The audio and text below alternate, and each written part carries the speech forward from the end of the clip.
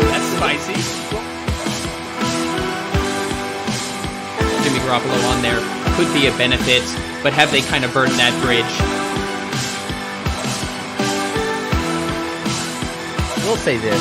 Gardner Minshew is the best backup in the NFL. I love Gardner.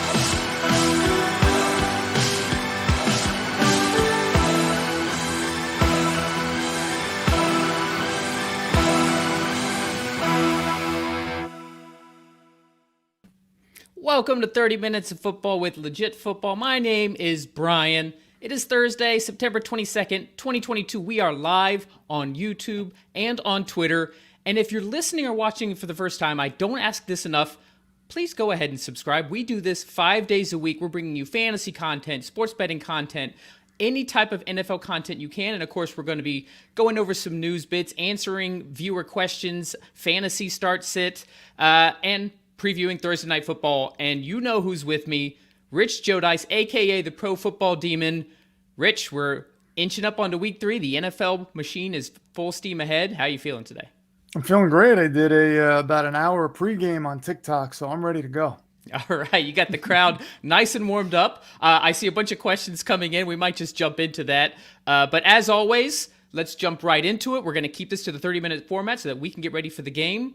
Without further ado, 30 Minutes of Football with Legit Football starts now. So I've got some headlines and stuff to go over, but we got a whole bunch of start-sit questions. David Cox is very, very determined to get this question answered. Your persistence has paid off, David. We'll go ahead and put it up there. He said, and this is relevant because one of these players is playing in less than an hour. Deontay or Bateman in PPR? You want to take this first, and then I'll throw in my 2 cents? I'm going Bateman. I was burned by benching Bateman last week. I didn't think it was going to happen again. And then I saw him score that 75-yard touchdown.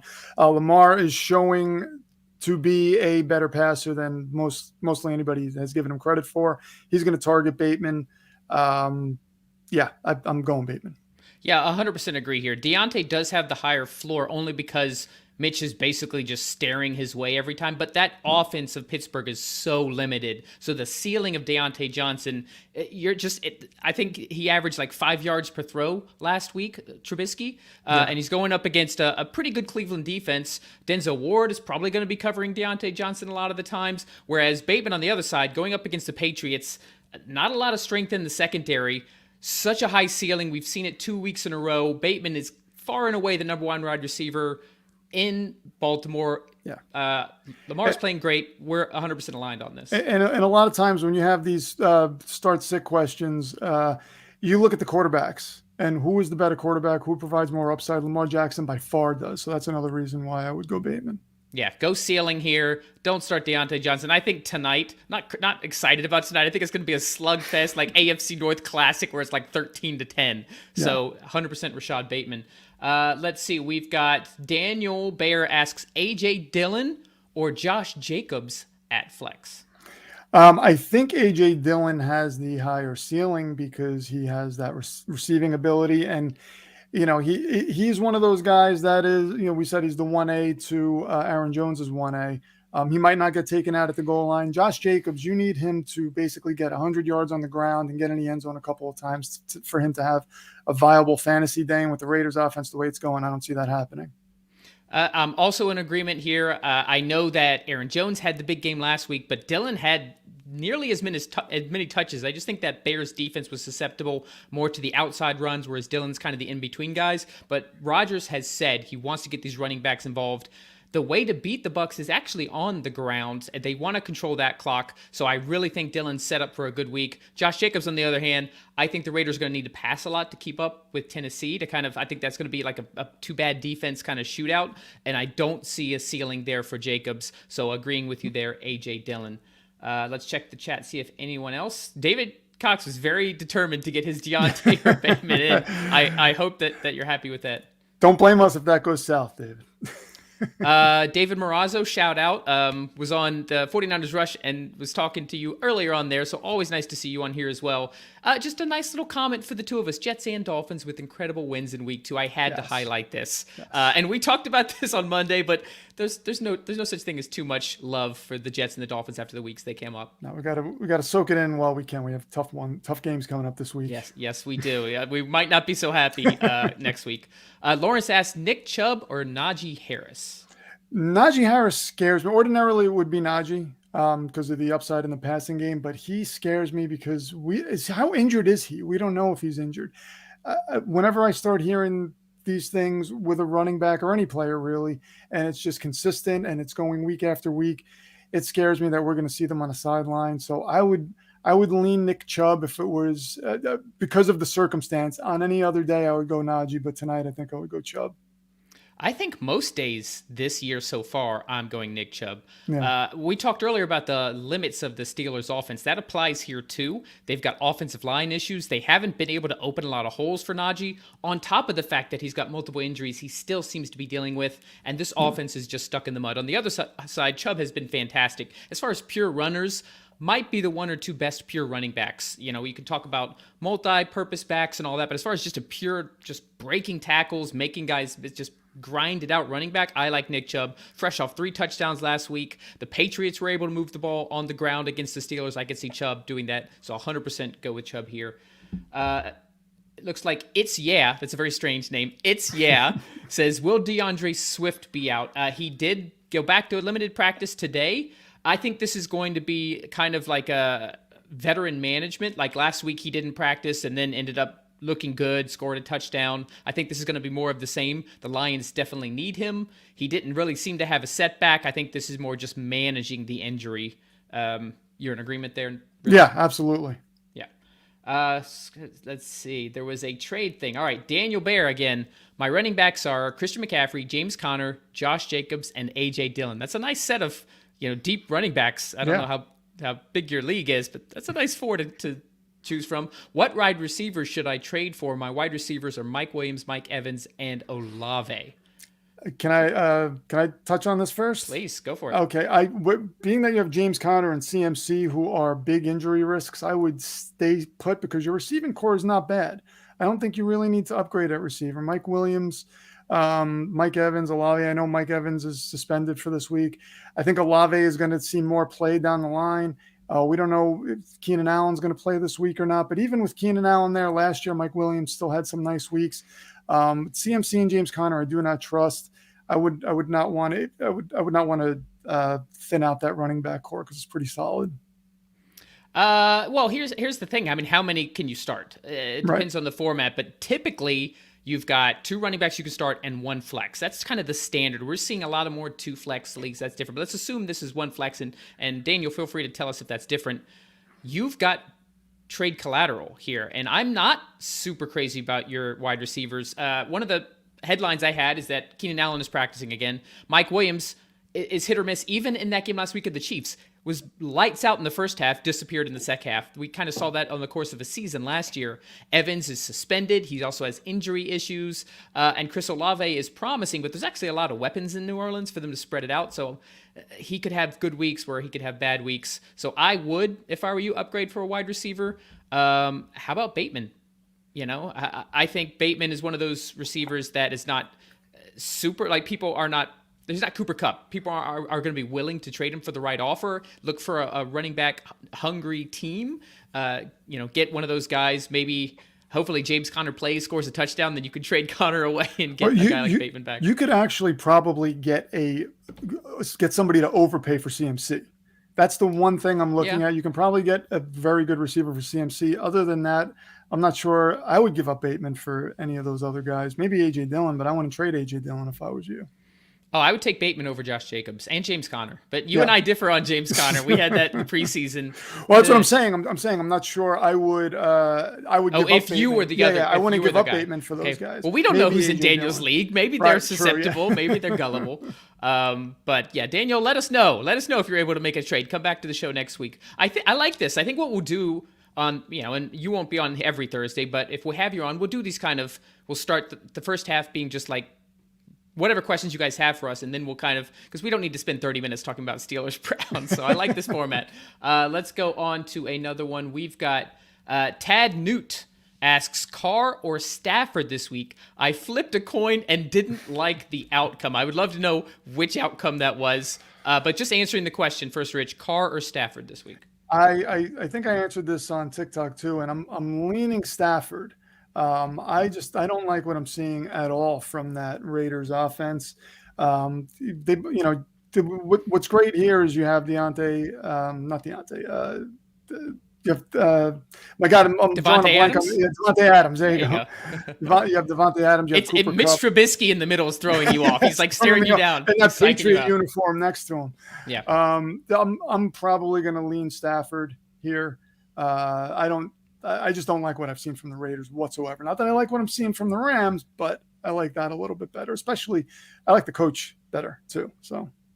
Yeah, and they're playing the Cardinals. The Cardinals, I was on, once again, I was on the 49ers Rush. I'm on there every Thursday. If you guys are 49ers fans or NFC West fans, every Thursday at 1 p.m. Pacific, 4 p.m. Eastern, I am a guest on the 49ers Rush podcast with John Chapman. We always break down the NFC West games, preview them, and the Rams are playing the Cardinals this week. The Cardinals are 31st in DVOA. That's Football Outsiders' advanced metric for how good a unit is. 31st in pass defense DVOA. They've been absolutely shredded by the Raiders last week and the Chiefs in week 1. So I think this is another game where Stafford really puts up. I think Kupp will feast. We saw Allen Robinson get involved. Carr has that ceiling, but he's a little bit more variable. So I like Stafford. I hope you flipped a coin and it was Carr and we just helped you change your mind. Shout out to Fixes. Fixes. I'm glad that we saw you. I am so sorry that I did not give the Seahawks the proper love. Listen, they would have lost that game. They would have lost that game if it wasn't for those 2 fumbles on the goal line. For those listening and not watching, I have to remember sometimes we are live on YouTube and we talk to the viewers in real time, but there are people who just listen to this as a podcast. Fixes is a Seahawks fan who, when we previewed the Monday night game of Broncos or Seahawks, he was telling us Seattle's going to win it, and they did, so we had to give him a shout out here. Yeah, I apologize, Fixes, but you got lucky. Here's a question. I'm really interested because I have a very strong opinion on this. Jade Dragon 91, how long till we worry about Derrick Henry not producing? I think you should have started last week. We're already there, right? We're already there. Yeah. I'm in a league. I'm in a bunch of leagues, but my longest running league I've been in for over 10 years at this point. Derrick Henry went number 1 overall. Wow. I was flabbergasted. I didn't want him in the first round. I've said I was burned on him in the past because he lasted longer with that usage than most running backs do, but he's so heavily utilized. He's coming off a leg injury. I thought Tennessee just lost a lot in general, was not high on Henry, and we're seeing that manifest. If it was not for that touchdown, he would have had an absolutely dreadful week against Buffalo. He had less than 3 yards a carry. Yeah, we see these running backs just hit a wall at some point, especially when they've had a ton of usage. And we're seeing that with Derrick Henry now. I understood the argument. They have a good defense. They lost A.J. Brown. They're going to lean on him a lot, but I wasn't buying into that. Jesus Man or Jesus Man, I don't know how you're particularly pronouncing it. Michael Thomas versus the Panthers, or Noah Brown, the new Cowboys number 1 wide receiver apparently, versus the Giants in the flex spot. Both were over around 20 points last week. I think if you go Noah Brown, you're getting a little too cute. I would stay with Michael Thomas. Michael Gallup might play this week. They're saying he might play, so I think he'll be limited if he does. Yeah. But yes, that's additional targets to take away from Brown. Yeah, I'm sticking with Michael Thomas. Sometimes when we see these guys have 1 week and they come from out of nowhere, we want to throw them in our lineup. We think that's going to continue. A lot of times that doesn't happen. I'm sticking with the stud, and that's Michael Thomas. Yep. Once again, we are aligned here. We're agreeing too much, Rich. We need to find something to disagree on. But yeah, don't get cute. I could not have put it better than the Pro Football Demon here. Noah Brown, it's been a nice story, but he's not a rookie. He's like a 4th or 5th year vet at this point. Yeah, he's got a nice chemistry with Cooper Kupp. With Cooper Rush. Yeah. Cooper. Too many Coopers. But Michael Thomas versus the Panthers, you're going to have a higher ceiling and probably a higher floor too. Noah Brown, we just don't have a lot of data on, so I like the safer pick and the higher ceiling pick going with Michael Thomas there. Yeah.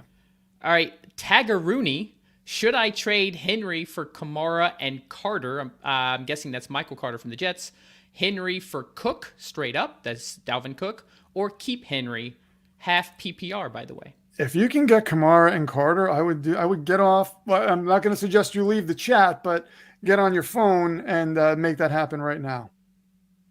I like Dalvin Cook here. One of the other things that we actually mentioned in an earlier story in Legit Football earlier this week is that Breece Hall is expected to take more and more of the snaps away from Carter. Last week against the Browns, he actually was more efficient. I know Carter looked good in week 1, but the talent level from the reporters, Zach Rosenblatt from The Athletic just said it's obvious, and it's only a matter of time before Breece Hall takes over that backfield. I'm not high on Kamara. I wasn't high on Kamara going into this season. His metrics actually dropped a lot last year, and he produced as a fantasy running back mainly due to volume.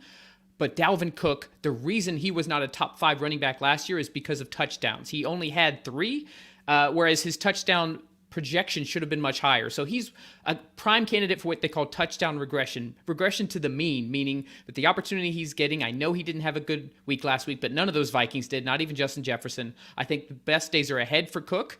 You know how we feel about Henry. If you can get Dalvin Cook for Derrick Henry, half point PPR, full point PPR, straight up, I don't care. I would take that trade. You can't really go wrong either way. I mean, if you can get rid of Derrick Henry for either of those scenarios, probably listen to Brian more on this one. He made a great argument there. So, yeah. Thank you, Rich. I'll take any compliments that come my way. We have about 20 seconds before halftime. Said anything about Chris Godwin. So he's still not practicing. He's getting closer. If I had to say, I would say he would not play this weekend with Evans out too. That really puts them in a bind against the Packers. The information he's getting is he's close. So, week to week at this point, but it looks like he's not going to see his debut for 2022 this weekend. And 15 minutes goes by fast. It really does. I love the questions, guys. Keep them coming. We only need about 2 minutes to preview Steelers Browns. So for 13 minutes in the second half, I was going to pull up my power rankings, and I will still do that because I want to get Rich's opinion on that. But hey, keep the questions coming. But hey, it's halftime. We'll make this quick. Guys, as always, if you're listening or watching for the first time or for the multiple time and for some reason you're not subscribed, do yourself a favor, go to legitfootball.com. It is 100% free. You're going to get the morning briefing of NFL news. We pick out the top stories that you need to know. We gather up all the injury news, fantasy relevant, betting relevant, anything NFL related, direct to your inbox 5 days a week. No reason for you not to be signed up. Legitfootball.com. Hit join, enter your email address. Let's hear from the Pro Football Demon. Pro Football Demon on TikTok, YouTube. I tweet live during games on Twitter. I'll be doing that tonight. Really quick, he mentioned John Chapman before 49ers Rush. If you haven't heard John Chapman talk about football, it is like putting on your favorite album and just grooving out to it, man. The guy is a maniac with his knowledge. So even if you're not a Niners fan, man, that's worth a listen. 100%. Could not agree more. There's a reason I go on his podcast every week, not just because it's fun to talk football, but because he's just such a good content creator for the 49ers and for football in general. So check out 49ers Rush and check him out every Thursday at 1 Pacific. You might see a familiar face. I'm ready for the second half. I'm ready to keep this thing rolling. Rich, how do you feel? I'm great. Let's go. Awesome. So going to bring up another question here. Jay Dragon again. Very straightforward question. I'm going to need a little bit more data, but he just said, J Dragon 91, sit Travis Etienne, ? Sit him. Yeah. Again, we need a little more data, but I'm assuming you probably have better options. I think at some point we're going to see him utilized in the passing game when they're playing from behind. We haven't really seen that. So, don't drop him. I'm seeing people drop Travis Etienne. Do not drop him. Hold on to him. But I don't know that trade him. At least trade him. Yeah, you could trade him or something. Yeah, but I don't know that I'd feel comfortable starting him this week until we start seeing that utilization. It depends on your depth and who else you have. There's plenty of running backs I would start Etienne over even now, but I think it's clear that James Robinson is the lead back as far as early down work. Get some work in the passing game as well. Robinson is the running back to own between those two. Dynasty, a little bit different. So, I mean, if it's Dynasty, you want to hold on to him. If it's redraft, I would only sit him if you have a viable alternative. The running back talent is not very deep in fantasy. It's not like there's so many better running backs to start. So like Etienne over James Conner, Conner kind of injured. We would need a little bit more. Jade Dragon, if you're still watching, if you have maybe some specific like Etienne or whoever, let us know. We'll try to address that. We got to have at least one Takeda Luna comment. I saw that lingering there. And I was had to pull it up. Had to pull it up. Takeda Luna, always nice to see you lurking in the chat. He says, I heard he, meaning Mr. Pro Football Demon here, changed his name to Pro Football Adam Gase. You heard wrong. That Comments. didn't happen. Yeah, that'll never happen. That'll never I'm happen. not even going to say that name because I might vomit on live YouTube, whatever you want to call this. Both of us have been that. burned by Adam Gase. We have Adam Gase-itis, and that is literally the last I want to say the name Adam Gase in this show. Okay, moving on. David Morazzo again. Michael Thomas or Gabriel Davis? Davis says he's playing this week. I saw a beat reporter for the Bills earlier today said that he's not a doctor, but he'd be surprised if Davis plays. Davis missed the Monday night game against the Titans with an ankle injury that came up in practice. To be determined whether he's going to play on Sunday, but let's say he is playing. Your thoughts on these two? I'm probably going Michael Thomas because Gabriel Davis's usage isn't set in stone, especially with Stephon Diggs there. This could be a game where they're going back and forth. He might lean on Diggs a ton. So I see the allure to go with Gabriel Davis, but I would probably go Michael Thomas. Yeah, this is not a straightforward one as some of these other ones. I would probably slightly lean Thomas as well. It's not a slam dunk like some of the other choices we've been given. Here's why. Michael Thomas is the number one wide receiver in New Orleans. You can take that for what it means. Jameis is playing injured. Apparently he's got like 4 broken bones in his back or something crazy like that. Maybe we see some Andy Dalton soon. We had an article in Legit Football earlier that maybe that's a possibility.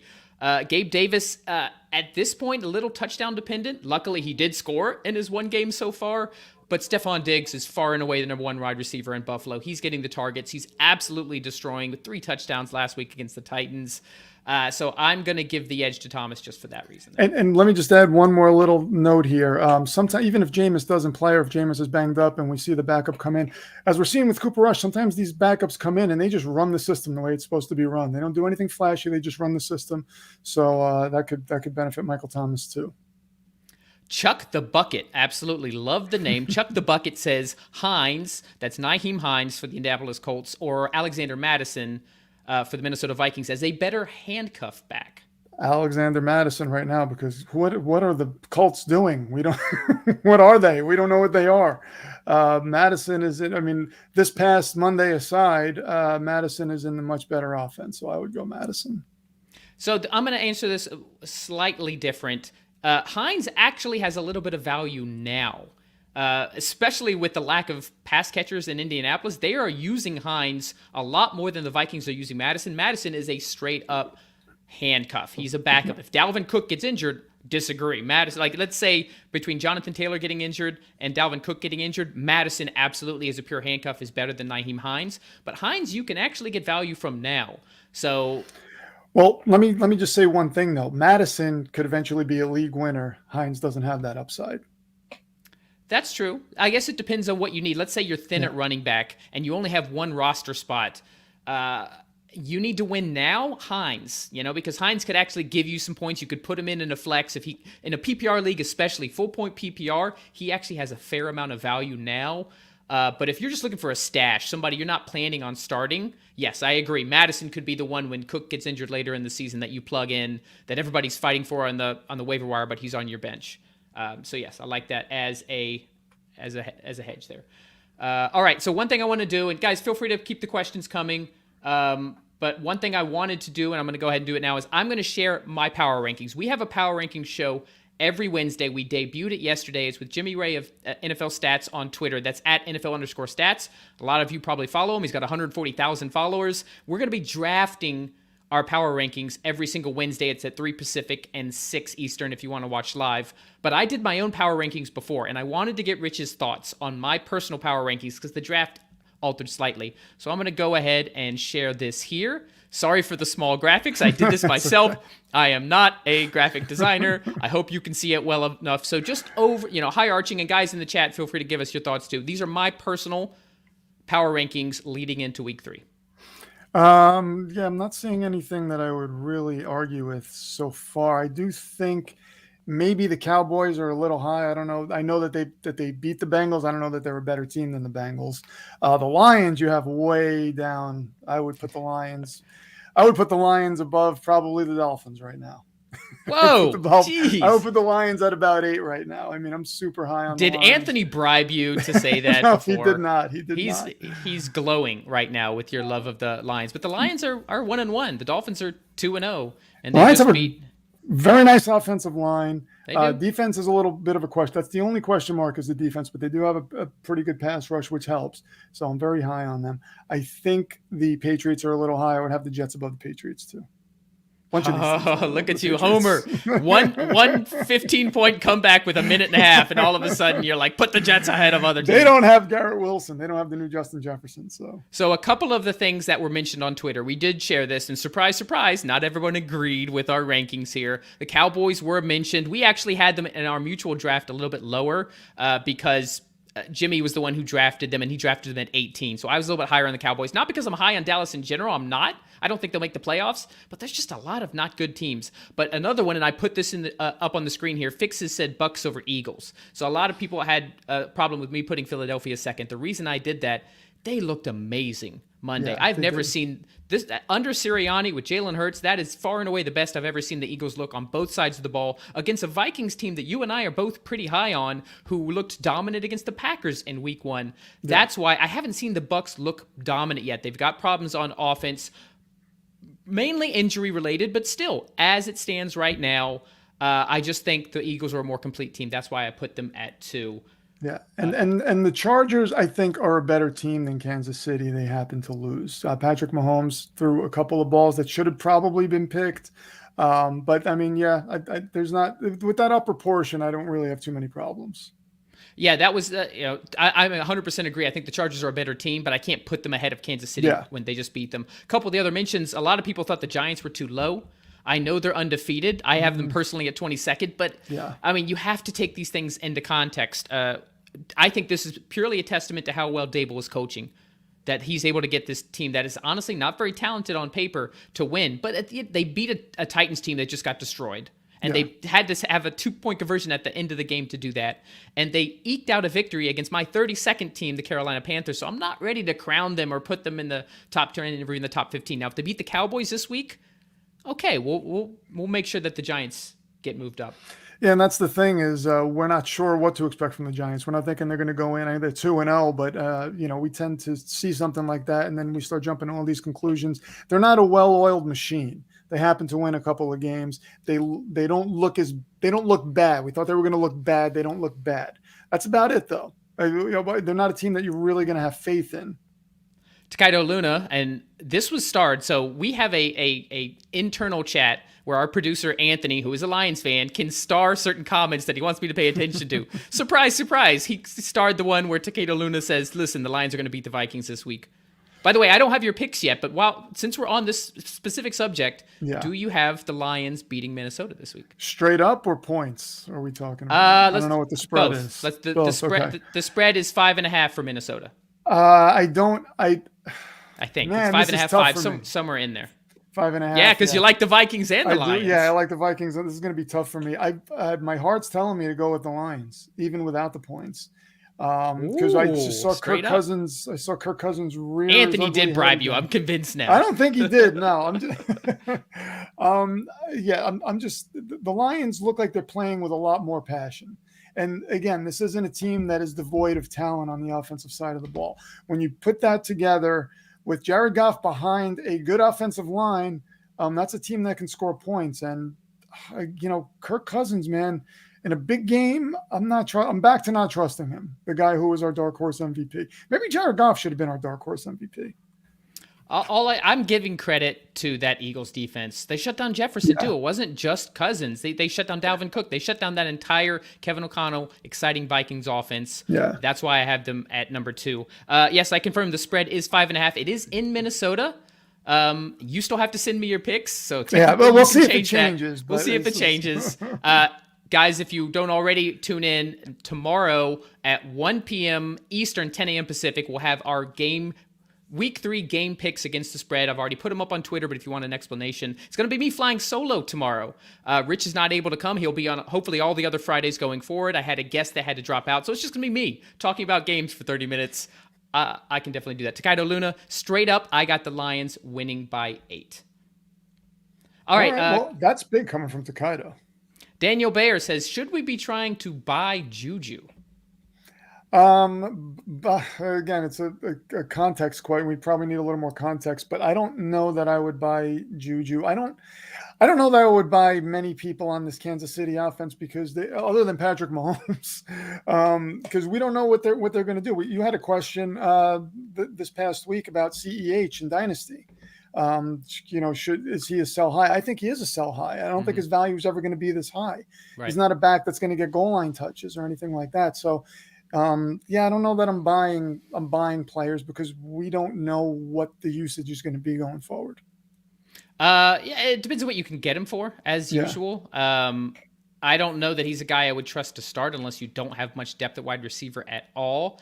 Juju's that whole Kansas City offense outside of Travis Kelce is just, I think you're just going to see a different receiver each week who does well, who scores touchdowns. Without Tyreek, Mahomes is spreading the ball around. It's Kelce and then a whole bunch of other receivers. Juju might have the highest floor of those guys, but it's not great, and the ceiling's not great either. So if you can get him super cheap as a depth piece, sure, but otherwise, not sure. All right, let's answer maybe one or two more questions, and then we have to actually preview Thursday Night Football. We'll get it in 30 seconds. We'll get it in 30 seconds. Okay, yeah. Browns Steelers doesn't need much time. Cut, bench, start, one wide receiver now. That's Justin Jefferson, Cooper Kupp, and I guess that is T. Higgins? T-A-E? Tay? Or is that Devontae? That's Devontae Adams. Devontae Adams. Okay, so cut, bench, start one of these, or for each of the three, Justin Jefferson, Cooper Kupp, and Devontae Adams.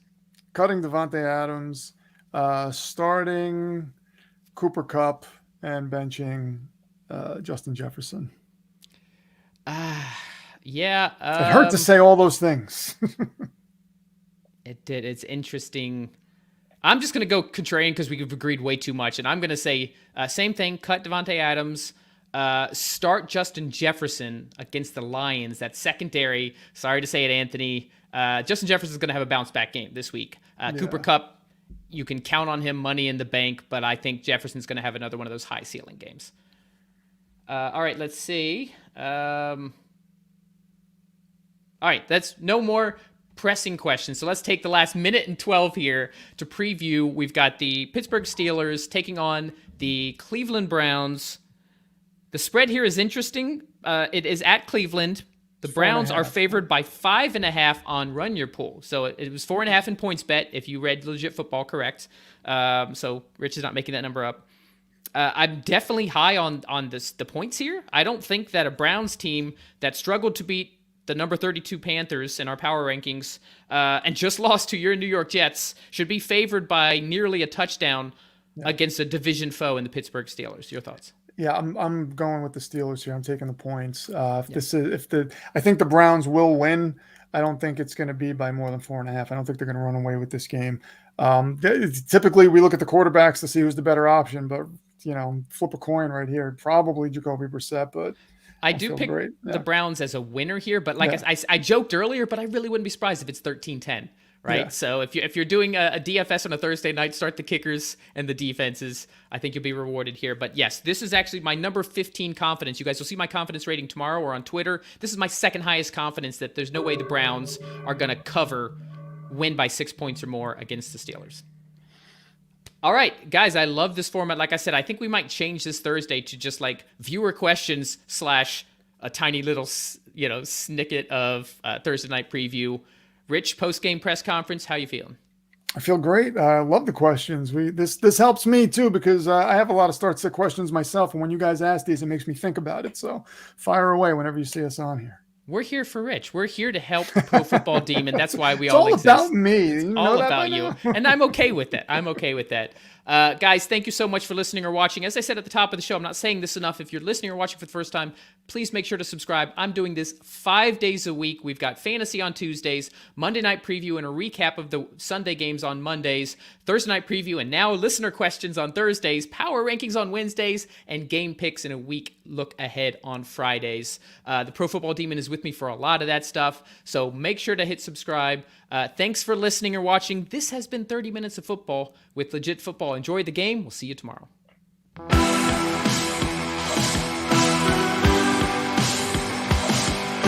That's spicy. Garoppolo on there could be a benefit, but have they kind of burned that bridge? I will say this. Gardner Minshew is the best backup in the NFL. I love Gardner.